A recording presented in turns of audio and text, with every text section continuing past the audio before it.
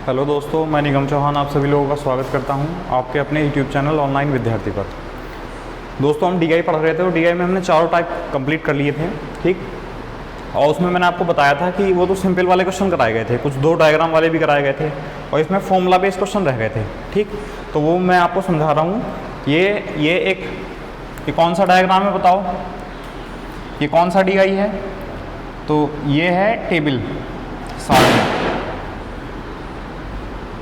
ठीक। ये टेबल है, सारणी है, और जिसमें सबसे पहले इंस्ट्रक्शन लिखा हुआ होगा। ये लिखा हुआ है दो कंपनी ए और बी हैं, उनकी आय और व्यय का ब्यौरा दिया गया है रुपए में, ठीक। जैसे कि ये वर्ष दे रखे हैं इस तरफ, और इस तरफ ए की आय और ए का व्यय, वैसे बी की आय और बी का व्यय, ठीक। अब फॉर्मूला दे रखा है पहला, लाभ बराबर है आय माइनस व्यय। आय मतलब इनकम, व्यय मतलब एक्सपेंडिचर, ठीक। ये प्रॉफिट हो गया। और अगर प्रॉफिट परसेंटेज निकालना है तो प्रॉफिट अपॉन एक्सपेंडिचर, यानी जो खर्च, यहाँ इनकम पर नहीं निकालेंगे, अभी सोचो आप इनकम रख लो, है ना। जो क्वेश्चन में दिया गया फॉर्मूला उसी को लेके चलना है। तो लाभ प्रतिशत बराबर लाभ बटे खर्च, यानी व्यय गुणा 100, ठीक। अब जैसे कि मान लो इसमें पहला क्वेश्चन आपको दे, इसमें कहा जाए कि वर्ष 2014 में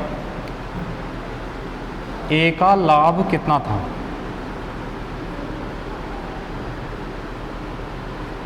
ए का लाभ कितना था? तो वर्ष 2014 में ए का प्रॉफिट बताना है। अब देखो, सबसे पहले 2014 में जो जो जानकारी ए के बारे में दे रखी है उसके लिए लिखो पहले। जैसे वर्ष 2014 ये है, तो इसमें ए के लिए ए की आय कितनी है? इनकम। तो ए की इनकम कितनी है? 4 लाख, ठीक। अच्छा, ए का जो व्यय है, जो खर्च है, एक्सपेंडिचर जो है ए का खर्च क्या है? 2,50,000, ठीक। अब हमें पूछा है लाभ केवल, और लाभ का फॉर्मूला क्या होता है? आय माइनस व्यय। तो लाभ बराबर आय माइनस व्यय, ठीक। अब आय कितनी है, इनकम कितनी है? 4 लाख, माइनस खर्च कितना है? 2,50,000, ठीक। तो माइनस करेंगे कितना आ जाएगा? 1,50,000। ये क्या हुआ? प्रॉफिट है, ठीक है। तो जो फॉर्मूले हमें दिए गए हैं उन्हीं की हेल्प से करना है, अपने आप कोई फॉर्मूला नहीं लगाना है इसमें। तो बताओ, आया समझ में? ठीक, सिंपल क्वेश्चन है पहला कि वर्ष 2014 में ए का लाभ बताना था।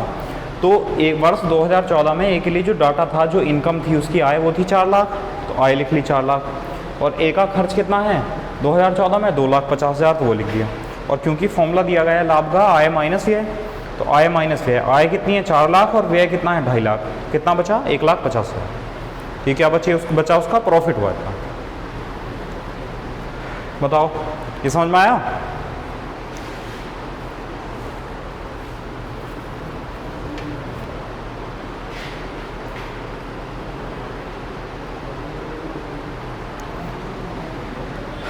चलो नेक्स्ट करते हैं।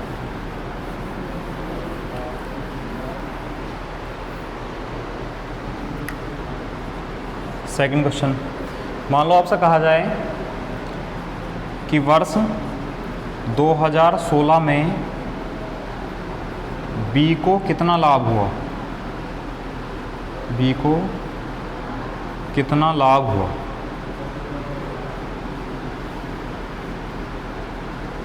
ठीक है, करो चलो, बी को कितना लाभ हुआ?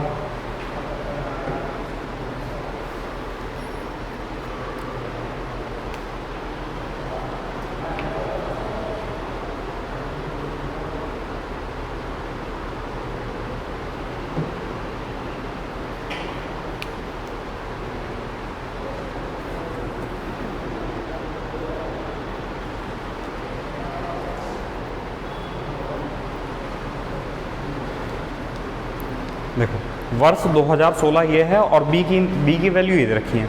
उसकी आय और व्यय लिखो सबसे पहले। तो उसकी इनकम कितनी है 2016 में बी के? तो 2016 में बी की इनकम है 4,50,000, 4,50,000, ठीक। अच्छा, उसका जो खर्च है, एक्सपेंडिचर है बी का 2016 में बी का खर्च कितना है? 4 लाख, ठीक। और लाभ के लिए फॉर्मूला दिया गया है, बताओ लाभ कैसे निकालना है। लाभ बराबर आय माइनस व्यय, आय माइनस व्यय।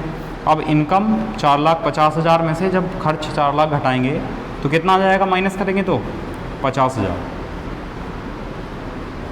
ये आंसर बताओ, समझ में आया। तो अब किसी भी वर्ष में किसी भी वर्ष में ए का या बी का लाभ आपसे पूछा जाएगा तो आप बता सकते हो, ठीक। तो अब आपको ऐसा लिखने की ज़रूरत भी नहीं है, वैसा डायरेक्टली भी कर सकते हो आप कि ये इनकम है, ये खर्च है, अगर यहाँ से यहाँ घटाएंगे तो कितना आएगा, लाभ आएगा।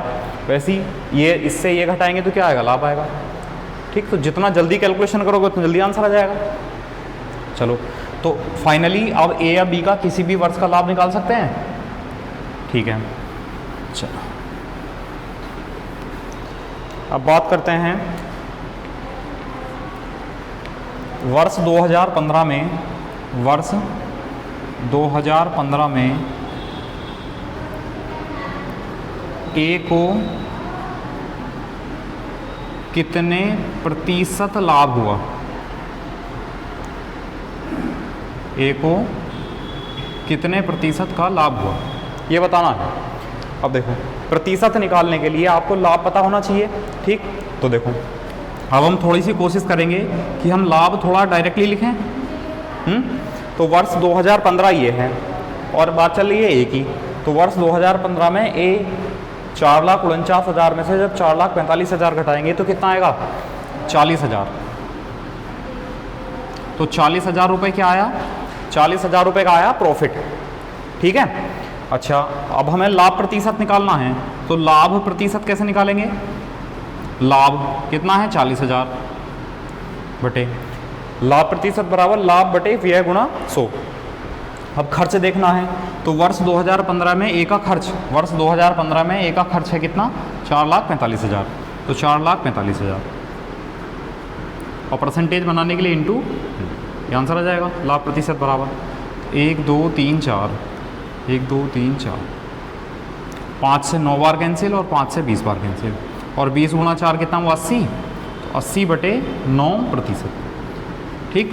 9 से भाग करेंगे, 9 8 72, 8 बचा, 8 से ही 8 बटे 9% का लाभ हुआ किसको, 2015 में कंपनी ए को 8 से ही 8 बटे 9% का लाभ हुआ। बताओ समझ में आया नहीं आया। तो किसी का भी लाभ प्रतिशत निकाल सकते हो, है ना। एक क्वेश्चन और कर लो, चलो इस पर।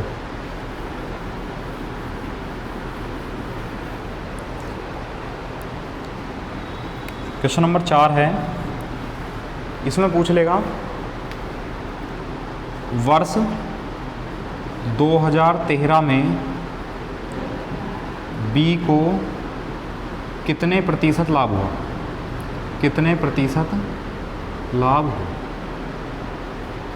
ठीक है। चलो आप लोग करो, जल्दी से बताओ एकदम फटाफट, 30 सेकंड में आंसर बताओ जल्दी से।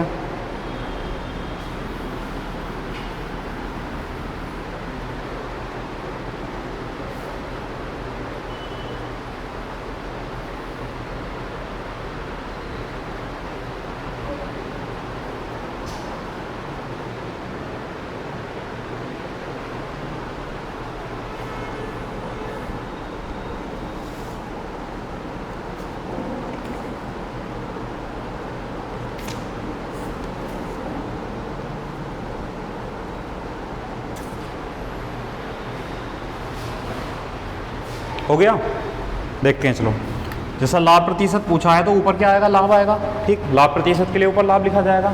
बात किसकी चल रही है, 2013 में बी की। तो 2013 में बी के लिए लाभ यहाँ से आएगा। तो 2,50,000 में से जब 2,20,000 घटाएंगे तो कितना आएगा, 30,000। तो 30,000 का तो हो गया लाभ, ठीक। लाभ यानी प्रॉफिट। तो 30,000 का लाभ हो गया, अपॉन में क्या आएगा, व्यय खर्च। तो वर्ष 2013 में बी का खर्च कितना था, तो वर्ष 2013 में बी का खर्च कितना है, 2,20,000। तो 2,20,000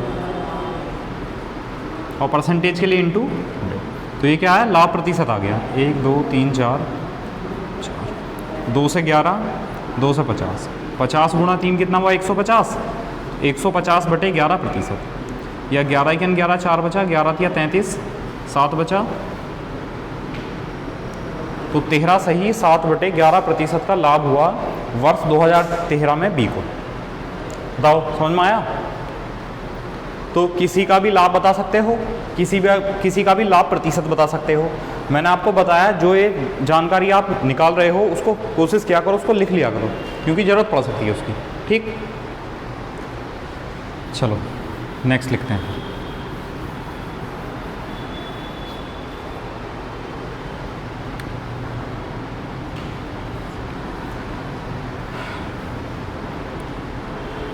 सभी वर्षों में कंपनी ए को कितना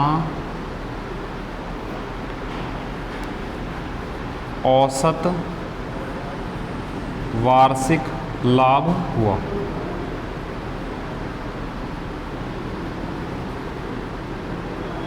ठीक है, सभी वर्षों में कंपनी ए को कितना औसत वार्षिक लाभ हुआ। ठीक, अब ऑप्शन में वैसे यहाँ लिखना भूल गया मैं, सभी वर्षों में कंपनी ए को कितने औसत वार्षिक रुपए का लाभ हुआ। ये ऑप्शन में आपको जो मिलेगा रुपए या परसेंटेज जैसे भी। ठीक, तो देखो इसमें दो चीज़ें हैं, एक तो औसत, वार्षिक का मतलब ये तो वर्ष चल ही रहा है, वार्षिक ही लेंगे, औसत और लाभ। तो पहले औसत का फॉर्मूला क्या होता है? योग बटे संख्या। किसका योग? लाभ का योग।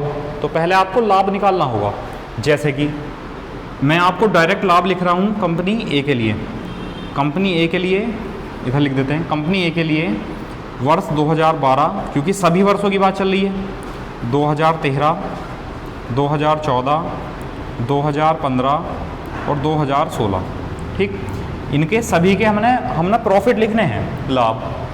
तो आप बताओ वर्ष 2012 में ए का प्रॉफिट कितना है? बताओ। 50,000। समझ में आया? भाई इनकम में से खर्च घटाओगे तभी तो प्रॉफिट आएगा, इनकम में से खर्च घटाएंगे। बी के लिए ए के लिए 2013 में प्रॉफिट कितना है? 20,000। ठीक, ए के लिए 2014 में प्रॉफिट कितना है? 4 लाख में से 2,50,000 घटाएंगे तो 1,50,000। वर्ष 2015 में प्रॉफिट कितना है? 4,90,000 में से 4,50,000 घटाएंगे तो 40,000। ठीक, अच्छा वर्ष 2016 में प्रॉफिट कितना है? 6 लाख में से जब 5,25,000 घटाएंगे तो कितना जाएगा? 75,000। ठीक, अब ये सबको जोड़ दो, ये सब क्या है? प्रॉफिट हैं। ठीक, तो जोड़ेंगे तो 0 0 0 3 0 5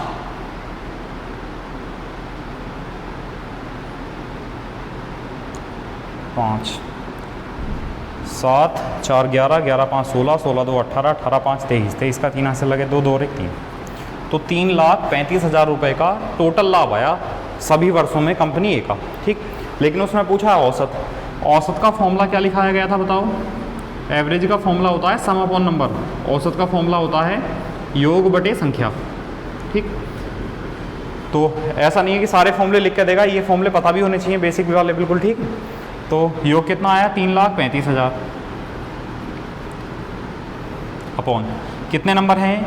1 2 3 4 5 5 बात कर लो, तो 5 6 30 5 7 35, तो 67,000 रुपये का एवरेज प्रॉफिट आया उसका कंपनी ए का हर एक वर्ष में। इसका मतलब ये है जो कंपनी ए है वो वार्षिक रूप से हर वर्ष 67,000 रुपये का प्रॉफिट कमाती होगी, है ना। एवरेज का मतलब कम या ज़्यादा हो सकता है, लेकिन ये एवरेज है कि इतना होगा मैक्सिमम। बताओ समझ में आया नहीं आया? कर लेंगे इस टाइप का। चलो मैं और लिखता हूँ एक क्वेश्चन, आप लोग करके दिखाना।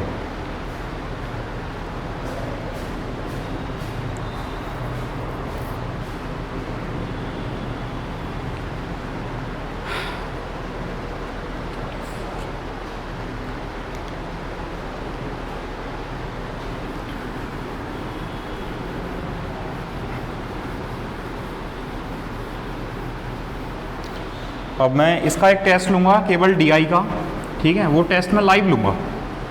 ठीक, उसका मैं शेड्यूल जो भी होगा, जो भी टाइमिंग होगी वो मैं डाल दूँगा और बता दूँगा कि उस टाइम पर आपको सभी को प्रेजेंट होना है। ठीक,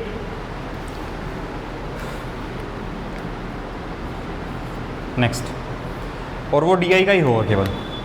इसमें लिखो सभी वर्षों में कंपनी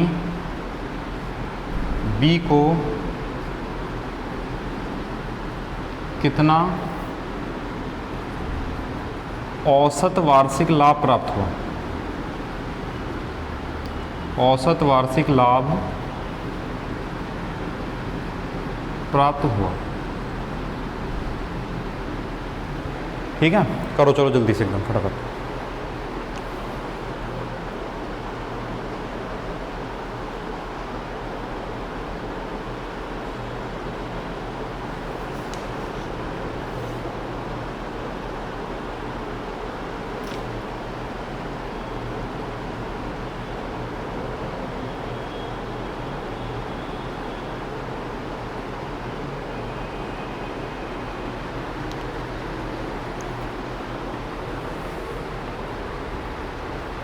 पहले जैसा ही है बिल्कुल, जैसा क्वेश्चन पहले कराया था।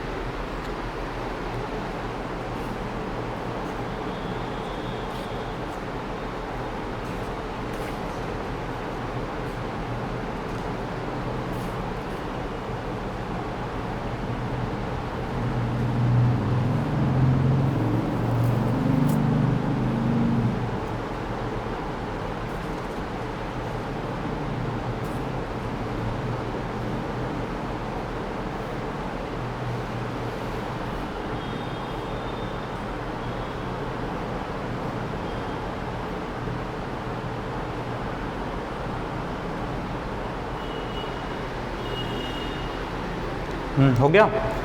चलो देखते हैं, पहले वर्ष लिखते हैं 2012, 2013, 2014, 2015, 2016। और बात चल रही है कंपनी बी की, तो प्रॉफिट निकालना शुरू करो क्योंकि प्रॉफिट की बात चल रही है। तो बी के लिए प्रॉफिट कहाँ कहाँ होंगे, 1,80,000 में से 1,50,000 घटाएंगे तो 30,000 का प्रॉफिट हुआ। तो 30,000 का प्रॉफिट हुआ। 2013 में कितना प्रॉफिट हुआ बी को, 2,50,000 में से 2,20,000 घटा देंगे, कितना हुआ 30,000। वर्ष 2014 में कितना प्रॉफिट हुआ बी को, 3,20,000 में से 3 लाख घटाएंगे तो 20,000। 2015 में प्रॉफिट कितना है बी का, 3,35,000 में से 3 लाख घटाएंगे तो केवल 35,000। 2016 में प्रॉफिट बी का 4,50,000 में से 4 लाख घटाएंगे तो 50,000। ठीक, जोड़ दो सबको। 5 5 3 8 8 2 10 10 3 13 13 3 16। तो 1,65,000 रुपये का प्रॉफिट हुआ। किसको हुआ, बी को। कंपनी बी को सभी वर्षों में टोटल 1,65,000 रुपये का प्रॉफिट हुआ। और निकालना क्या है, एवरेज। ठीक, तो अब एवरेज क्या होता है, औसत होता है योग बटे संख्या। ठीक, योग कितना निकल कर आया, 1,65,000 और संख्याएं कितनी है 5। तो 5 तिया 15, 5 तिया 15, तो 33,000 रुपये का औसत वार्षिक लाभ हुआ कंपनी बी को प्रत्येक वर्ष में। मतलब हर वर्ष लगभग वो 33,000 रुपये का प्रॉफिट कमाता होगा। आया समझ में।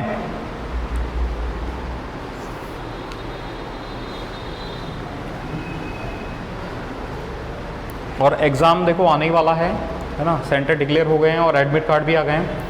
तो थोड़ा ये ध्यान रखना कि मान लो DI कर रहे हो आप और कोई क्वेश्चन ज़्यादा ही लेंथी चला जाए, है ना, आपको लगे कि बहुत लेंथी हो सकता है, तो उसको क्वेश्चन को छोड़ देना, है ना। उसको तब मत करना, बाद में अगर आपके पास टाइम बचेगा तब करना उसको। ठीक है, उसको तब मत करना अगर लगे कि टाइम ज़्यादा लगेगा तब।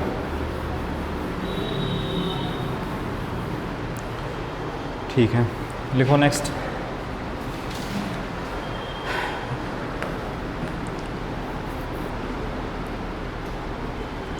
ऐसा कौन सा वर्ष है, ऐसा कौन सा वर्ष है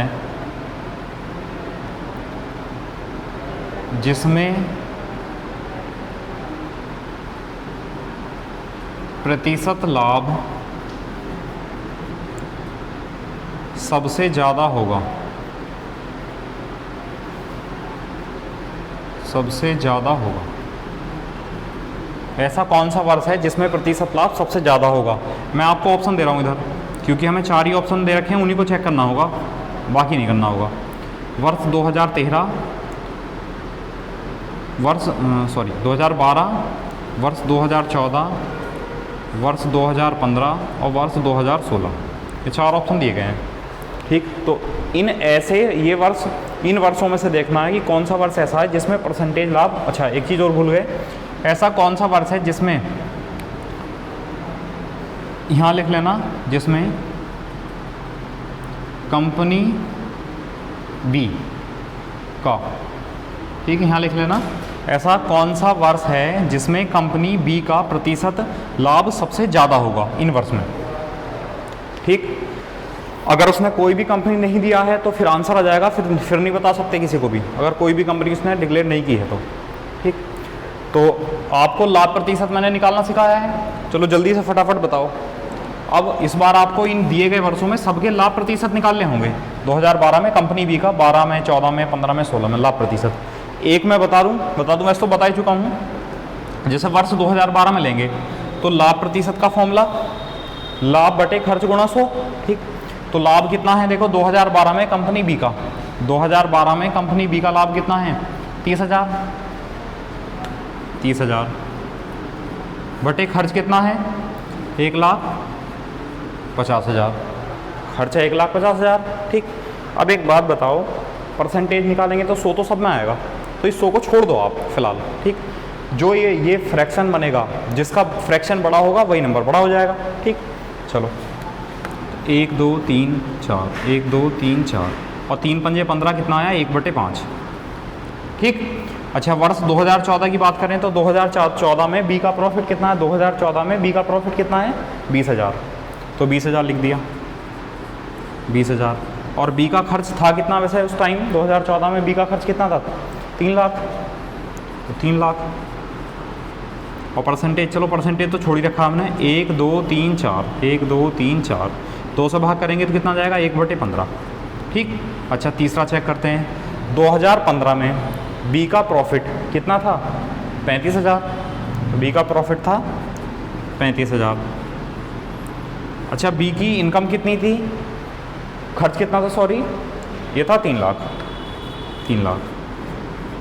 और परसेंटेज छोड़ रखा, 1 2 3, 1 2 3, 5 7 35, 5 6 30, कितना आया 7/60। अच्छा इसको देख लेते हैं, वर्ष 2016 में कितना प्रॉफिट हुआ 50,000 का, 50,000 का।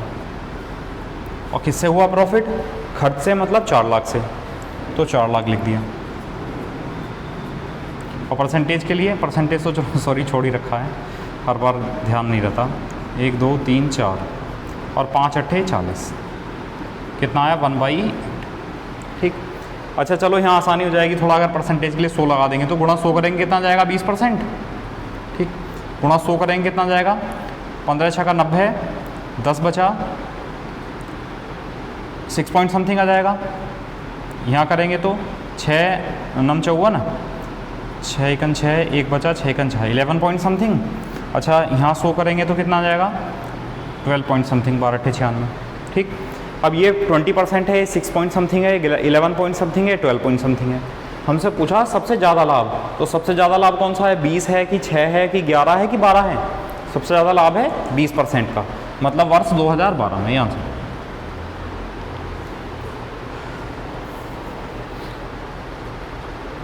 बताओ समझ में आया नहीं आए, तो अब इसमें थोड़ा कैलकुलेशन करने में ज़्यादा टाइम लगेगा। अगर आपको डीआई का सबसे पहला क्वेश्चन ये दे दिया जाए, ठीक, तो टाइम लगेगा उसमें, है ना। तो ऐसे क्वेश्चन को या तो सबसे लास्ट में करना, डीआई के सबसे लास्ट में, क्योंकि क्या हो सकता है कि हो सकता है कंपनी बी का लाभ ऊपर किन्हीं वर्षों में आपको क्वेश्चन में सॉल्व करना हो और आप सॉल्व करके लाएँ तो वहाँ से डायरेक्ट पुट कर सकते हो। ठीक है,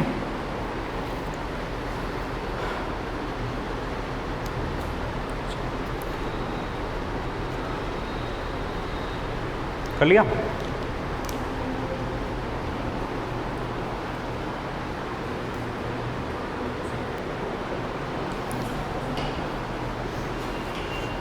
ठीक है, हो गया फिर ये।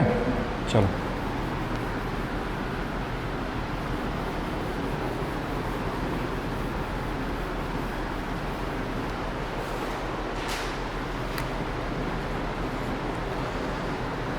देखो, ये कहेगा वर्ष, क्वेश्चन अनुसार और लेंथ ही करना है, तो वो कहेगा वर्ष 2013 में कंपनी बी के लाभ का वर्ष 2015 में कंपनी ए के लाभ के साथ अनुपात ज्ञात कीजिए। अनुपात ज्ञात कीजिए, मतलब रेशियो बताना है। तो मैं आपको बता चुका हूँ, सबसे पहले डाटा लिखा करो, ठीक। उसने कहा वर्ष 2013 में कंपनी बी, तो कंपनी बी की बात चल रही है, कौन से वर्ष में? 2013 में। और कौन सा लाभ? हमें पहली लाइन से क्या मिला, देखो, वर्ष 2013 में कंपनी बी का लाभ। तो वर्ष 2013 ये है, कंपनी बी ये है, तो 2013 में कंपनी बी का लाभ कितना हुआ? 2,50,000 में से जब 2,30,000 घटाएं, 2,20,000 घटाएंगे तो कितना आएगा? 30,000, ठीक। फिर अगली लाइन में लिखा है वर्ष 2015 में कंपनी ए का लाभ, तो वर्ष 2015 ये है, और कंपनी ए का लाभ यहाँ से निकल जाएगा, कितना आ जाएगा? 40,000। और क्या पूछा है? डायरेक्ट रेशियो पूछा, तो रेशियो निकाल दो। 1 2 3 4, 1 2 3 4, 3:4, कितना आया? 3:4। बताओ, समझ में आया नहीं आया? तो क्वेश्चन की लैंग्वेज वो किसी भी तरह दे सकता है, बस आपको लैंग्वेज थोड़ा ध्यान से पढ़नी है। लैंग्वेज पढ़ने में ज़्यादा गलती मत करना, जल्दी मत करना, मतलब बहुत, ठीक है। चलो एक और करते हैं।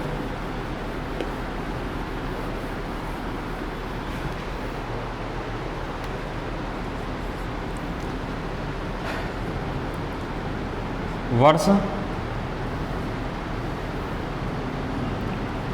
2013 में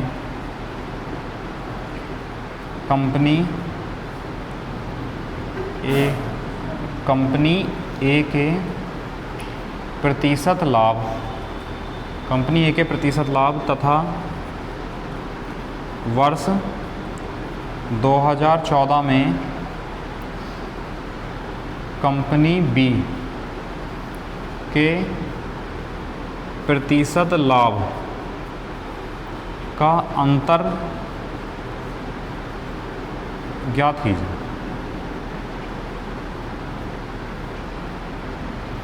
ठीक, अब यहाँ प्रतिशत लाभ निकालना है दोनों में, तो क्या करना पड़ेगा? देखो, वर्ष 2013 में ए के लिए इधर लिख देते हैं, बी के लिए इधर लिखते हैं। वर्ष अलग अलग हैं, जो भी वर्ष है उसको ध्यान में रखना है। तो वर्ष 2013 में कंपनी ए की बात चल रही है, तो 2013 ये है और कंपनी ए की बात ये है, तो कितना लाभ हुआ? 20,000 रुपये का लाभ है, तो 20,000 रुपये, ठीक। और क्योंकि लाभ प्रतिशत के लिए अपॉन में व्यय लिखना है, खर्च, तो वर्ष 2013 में कंपनी ए का जो खर्च है वो कितना है? 3 लाख, और परसेंटेज के लिए गुणा 100, ठीक। अच्छा, 1 2 3 4 5, 1 2 3 4 5, तो 20/3%, इतना ही छोड़ दो अभी, ठीक। अच्छा, वर्ष 2014 में कंपनी बी की बात चल रही है, तो वर्ष 2014 में बी को कितना प्रॉफिट हुआ? 20,000 का, तो 20,000 का प्रॉफिट हुआ, और प्रॉफिट होना किससे है? व्यय से। तो 2014 में बी का जो खर्च था वो कितना था? 3 लाख, और परसेंटेज के लिए गुणा 1 2 3 4 5, 2 और 3 5, तो 20/3, तो दोनों सेम है, तो इनका डिफरेंस कितना हुआ? डिफरेंस मतलब बड़े में छोटा घटाएंगे, तो दोनों सेम है, तो डिफरेंस कितना आया? 0। तो वर्ष 2013 में कंपनी ए के प्रतिशत लाभ और 2014 में कंपनी बी के प्रतिशत लाभ में कितना अंतर है? 0% का अंतर है। ठीक। अब एक क्वेश्चन वो ऐसे ही बना सकता है, वो कहेगा ऐसा कौन सा वर्ष है, ऐसा कौन सा वो कहेगा ऐसे वर्षों का जोड़ा कौन सा है जिसमें दोनों कंपनियों की पहले ए और दूसरी बी का जो प्रतिशत लाभ है वो बराबर है। ठीक, तो वो आपको कैसे निकालना पड़ेगा, पहले सबका लाभ देखना पड़ेगा, जैसे इस तरह निकाला लाभ प्रतिशत और उसका लाभ प्रतिशत, और फिर आपको जो जोड़े दे रखे होंगे, जैसे एक होगा 2014 2013 2014, इस तरह लिखना पड़ेगा। वो और भी लेंथी हो जाएगा क्योंकि उसमें 4 ऑप्शन इस तरह चेक करने पड़ेंगे।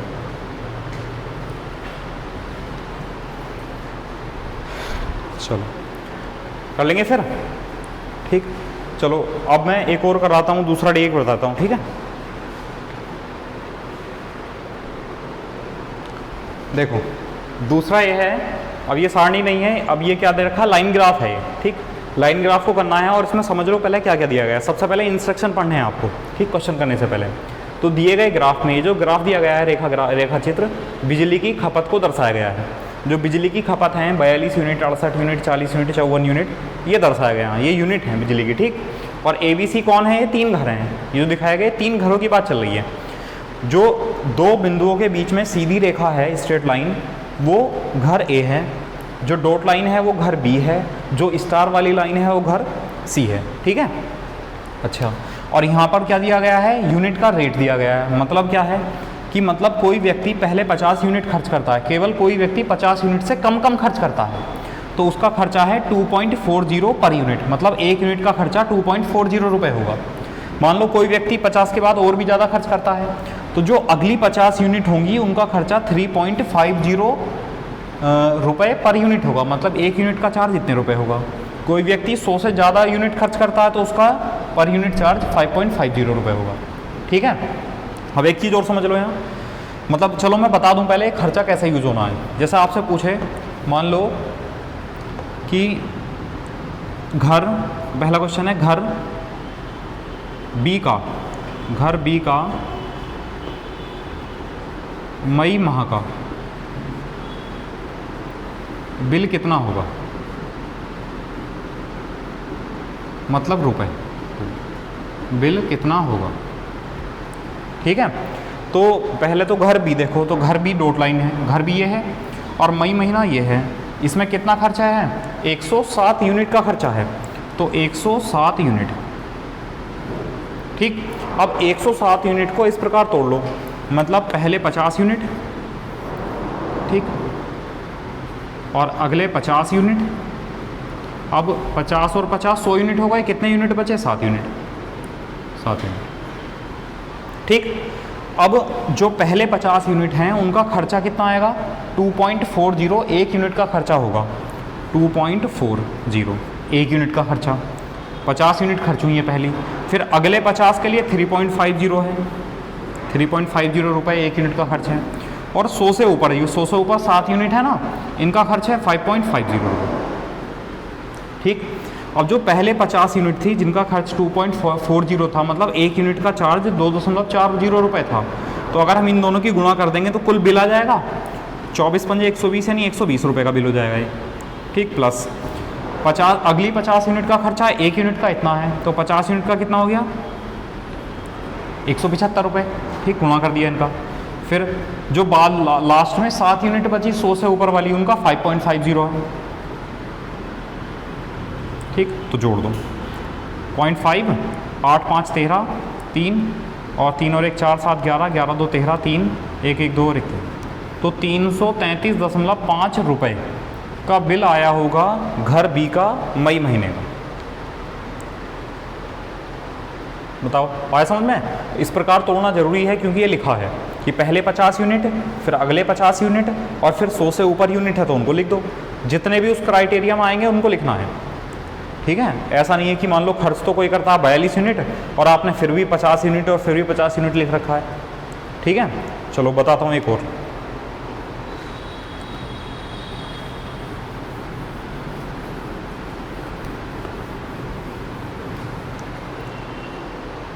सेकंड क्वेश्चन लिखते हैं। जैसे मान लो कहा जाए कि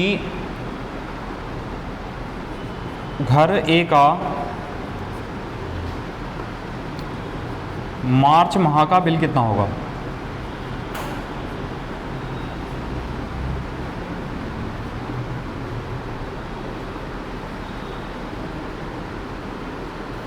ठीक है, मार्च महीने का बिल बताना है किसका? घर ए का। अब घर ए कौन सा है? देखो घर ए स्ट्रेट लाइन वाला घर ए ये है और मार्च महीना ये है, तो मार्च महीने में घर ए ने कितने यूनिट खर्च की? 68 यूनिट खर्च की। अब 68 यूनिट का जो बिल बनेगा वो पहले 50 यूनिट, पहले 50 यूनिट। अब कितने यूनिट बचे? क्या ये 100 से ज़्यादा है? नहीं है, तो अगले 50 तो आ नहीं सकते। कितने और यूनिट बचे? 18 यूनिट। ठीक है भाई, 68 को 50 यूनिट और 18 यूनिट में तोड़ दिया, 50 प्लस 68, 50 प्लस 18 68 हो गए। अच्छा, पहले 50 यूनिट का जो चार्ज है वो 2.40 है। ठीक, और अगले 50, अब अगले 50 में, अगले पूरे 50 तो नहीं है, लेकिन अगले 50 में जितने भी यूनिट आएंगे उनका जो चार्ज होगा वो 3.50 रुपये होगा पर यूनिट चार्ज। अब एक यूनिट 2.40 रुपये की है, तो 50 यूनिट कितने की होंगी? गुणा कर दो, 120 रुपये की। ठीक, अच्छा ये 18 यूनिट हैं, तो 3.50 रुपये की एक यूनिट है, तो 18 पंजे 90 और 18 या 54, 9 और 4 13 63 रुपये हो गए। ठीक, जोड़ दो, 3 6 2 8 1, तो 183 रुपये का बिल बनेगा घर ए का मार्च महीने का, सॉरी मार्च महीने का। और कितने रुपए का बनेगा? 183 रुपये। बताओ, ये समझ में आया? अगले 50 ये पूरे क्यों नहीं लिए? क्योंकि ये 68 में पूरे 50 कहाँ बनते हैं? 18 ही तो बनते हैं। तो इसके बाद मतलब पहले 50 यूनिट तक तो इतना चार्ज है, और अगले 50 तक का मतलब है कि अगले 50 के अंदर अंदर जितनी भी यूनिट आएंगी तो उनका चार्ज पर यूनिट का 3.50 रुपये होगा। और अगले 50 में कितनी यूनिट आई? 18 यूनिट आई। ठीक,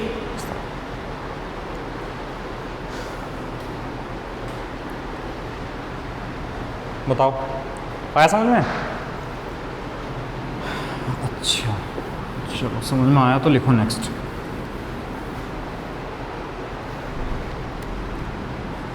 थर्ड है घर सी का फरवरी माह का बिल,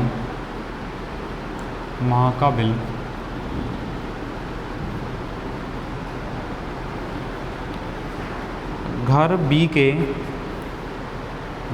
के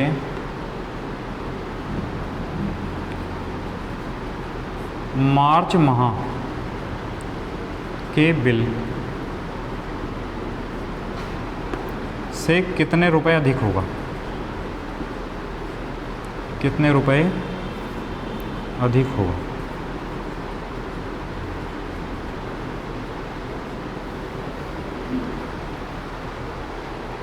करो, चलो क्वेश्चन की लैंग्वेज पढ़ो, जो डाटा आपको चाहिए वो सब इसमें लिखा हुआ है, यूज़ करो।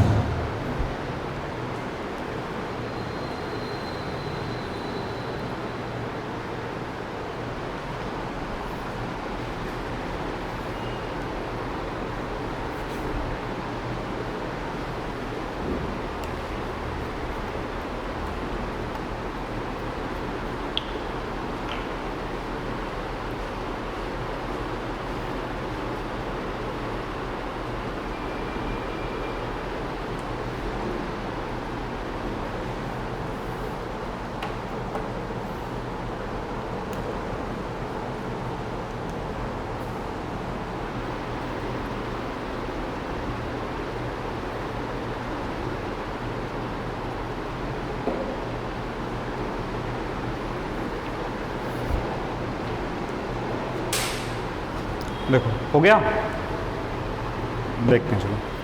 जैसा घर सी की बात चल रही है, तो घर सी ये है, तो घर सी का किसका? फरवरी माह का। तो फरवरी माह में घर सी का कितने यूनिट है? 81 यूनिट है ना, तो 81 यूनिट। ठीक, फिर मार्च माह में बिल फरवरी बी का, घर बी का मार्च महीने का, घर बी ये है, और मार्च महीने में कितना है? 40 यूनिट।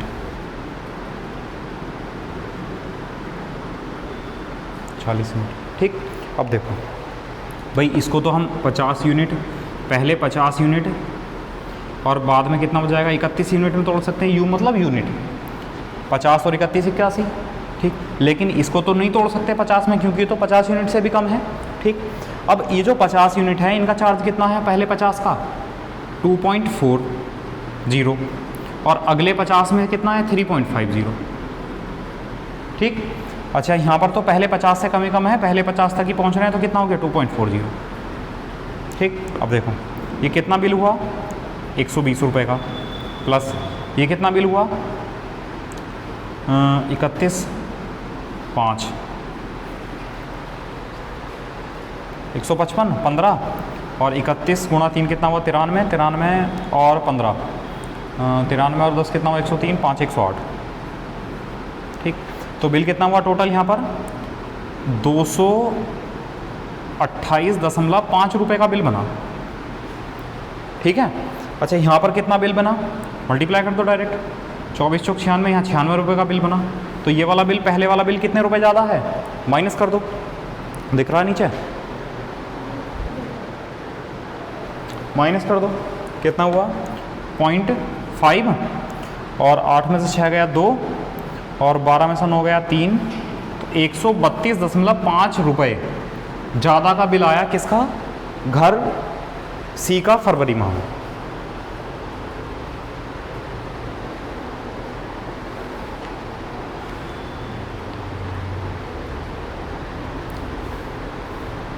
या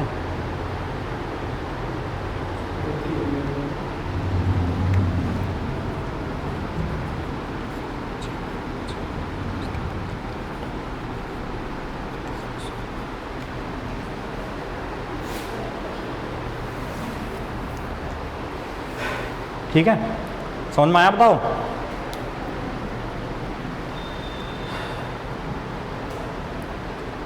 अच्छा चलो,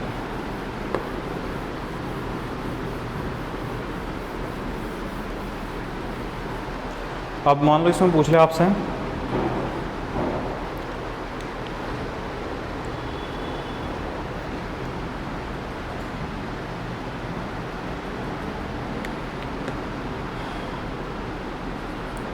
घर ए का फरवरी से मई तक, फरवरी से मई तक बिजली खपत में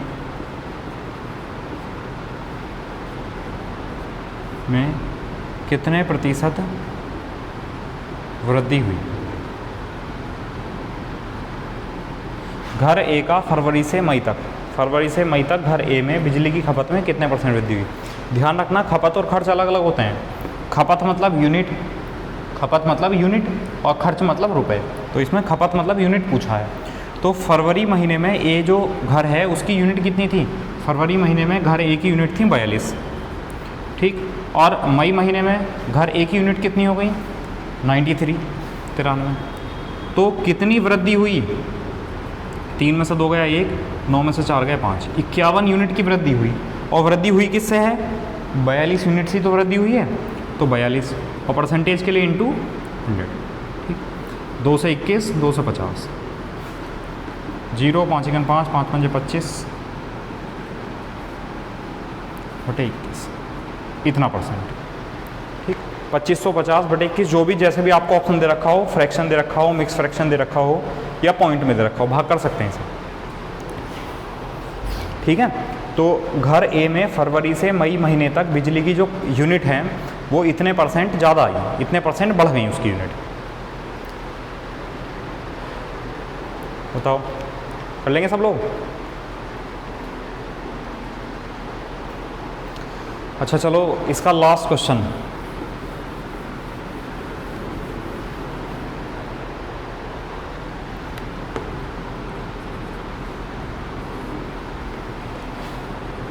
घर सी का सभी महीनों का, सभी माह का कुल बिजली बिल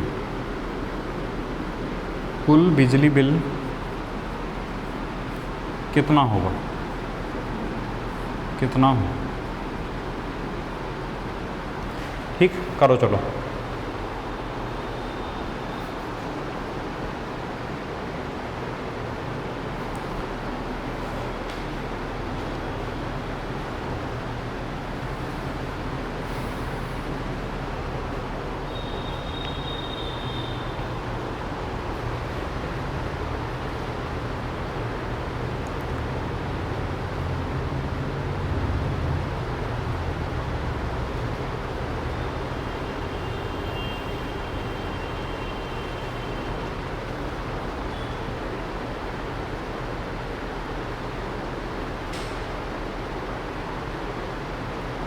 यूनिट लिख देता हूँ मैं सबसे पहले ना, घर सी का, घर सी ये है और हर महीने में, तो 81 यूनिट यहाँ से लिख देते हैं, 81 यूनिट।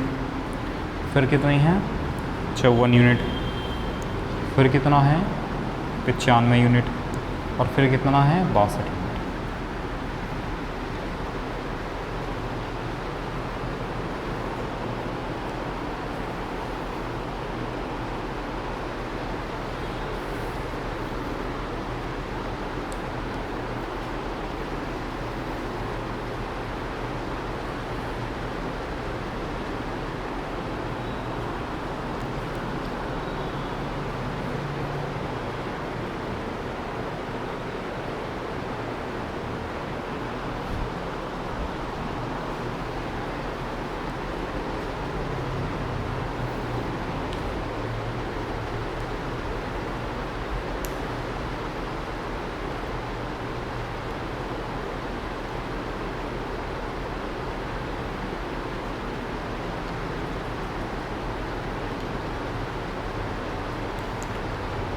देखो, देखते चलो, इसमें भी थोड़ा ध्यान रखना पड़ेगा। जैसे ये यूनिट लिखी है हमने, है ना, देखो घर सी ये है, ये वाला है 81, 54, 95, 62, 81, 54, 95, 62 यूनिट है।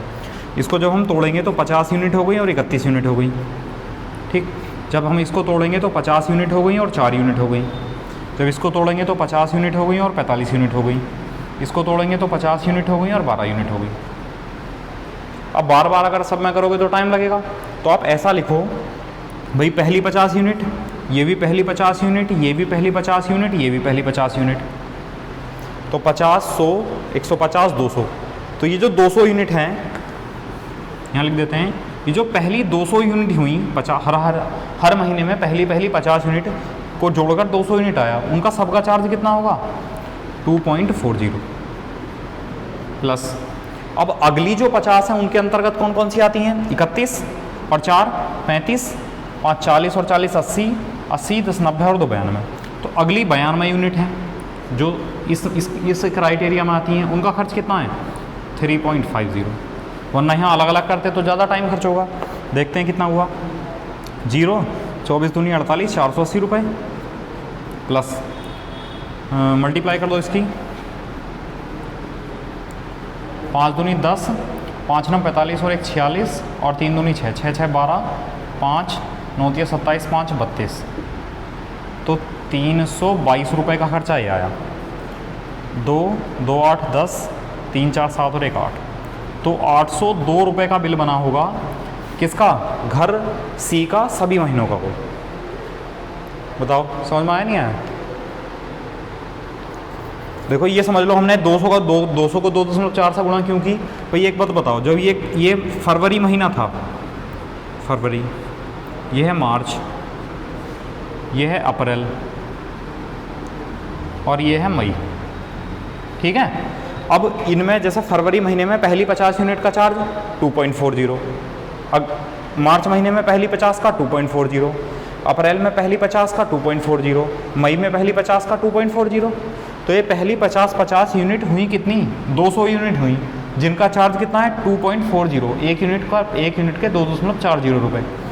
अब जो अगले 50 में कौन कौन सी आई, 31 और 4 35, 35 और 45 80, 80 और 12 92। तो अगली जो 92 यूनिट हैं उनमें सब में 3.50 रुपये का चार्ज गया होगा, तो 3.50 से मल्टीप्लाई करते हैं। आया समझ में। या अगर मान लो आप इसी में करते ऐसा, तो भाई इसको किससे मल्टीप्लाई करते 2.40 से, और इसको किससे करते 3.50 से, इसको करते 2.40 से, इसको करते 3.50 से, इसको करते 2.40 से, इसको 3.50 से, इसको 2.40 से, इसको 3.50। अब अलग अलग मल्टीप्लाई करते फिर जोड़ते, उसमें ज़्यादा टाइम खर्च हो जाता है ना। घर से करके देखना आप इसको कि वही आता है या नहीं आता, ठीक। और कभी कभी कैलकुलेशन मिस्टेक हो जाती है, तो उसके लिए परेशान मत होना, सही कर लिया करो उसको, ठीक है। हम थोड़े से कमज़ोर हैं गुणा भाग में, इसलिए। चलो ठीक है, फिर आज के लिए इतना ही करते हैं, ठीक। बाकी मैं ये नहीं कह रहा इसी टाइप के DI आते हैं, किसी भी बुक से किसी भी टाइप का DI अगर आपसे नहीं हो रहा है तो आप मुझे व्हाट्सअप नंबर मैंने बताया था 7906526096, इस पर आप क्वेश्चन लिखना मत, उसकी फ़ोटो सेंड करना केवल, ठीक है। लिखने में गलती हो सकती है, ठीक। और बाकी मैं आपका जैसे भी या तो कल टेस्ट लूँगा या परसों टेस्ट लूँगा, अगली क्लास में जब भी होगा टेस्ट ही होगा, और केवल DI का टेस्ट होगा, ठीक है। और वो सेशन लाइव होगा, उसमें ऐसा नहीं है मैं रिकॉर्डेड डालूँगा, ठीक। तो फिर चलो ठीक है, आज के लिए इतना करते हैं। Thank you loss.